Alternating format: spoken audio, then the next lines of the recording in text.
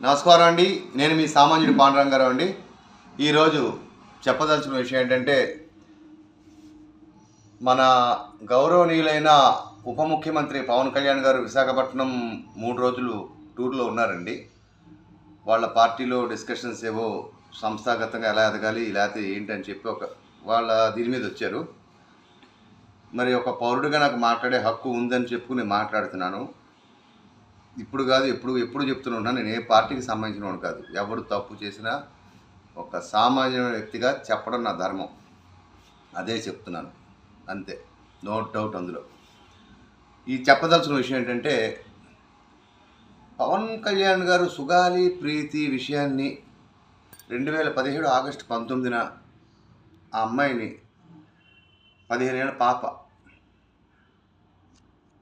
6 నాకు తెలిసి, తప్పులేమంటే క్షమించండి, నాకు తెలిసి 6 అత్యాచారం చేశారు.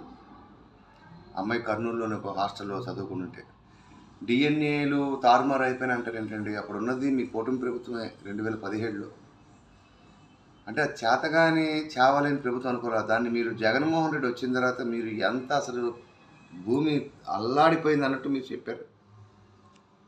నిన్న ఏమంటున్నారంటే మీరు, నేను పోరాటం వాళ్ళు బయటకు వచ్చింది, వాళ్ళకి 5 కోట్లు 5 ఎకరాలు ల్యాండ్ ఇచ్చారు, ఒక 50 లక్షల కోటి రూపాయలు ఇల్లు ఇచ్చారు, 2 గవర్నమెంట్ ఉద్యోగాలు ఇచ్చి నేను లేవనెత్తడం వల్ల వచ్చిందని. ఓకే, నీ నీ నీ ఖాతాలోనే వేసుకుందాం, బాగానే ఉంది. మరి అధికారంలోకి వచ్చిన తర్వాత ఫస్ట్ సంతకం పెట్టేది సుగాలి ప్రీతి కేసు మీద అన్నారు. అది మర్చిపోయారండి. అంటే ప్రశ్నించడానికి మీరు పార్టీ పెట్టారండి.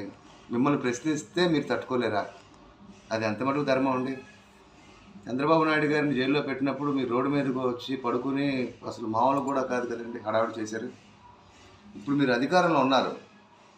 మీరు తలుచుకుంటే మన ఎవరు మోడీ గారి దగ్గరికి వెళ్ళి సిబిఐకి ఇచ్చి కేసుని అసలు ఏంటని చెప్పి, ఇందులో ఏదో గూడు పుట్టానే ఉంది, అది మీకు తెలుసు. 2017లో జరిగిన కేసుని 2019లో జగన్మోహన్ రెడ్డి వచ్చిన తర్వాత బండా బూతులు తిట్టారు ఆయన్ని. ఈయన ఏదో తప్పు చేశారు, వీళ్ళ గవర్నమెంట్లో. తప్పు జరిగింది మీ గవర్నమెంట్లో. ప్రశ్నించరు, అడగరు.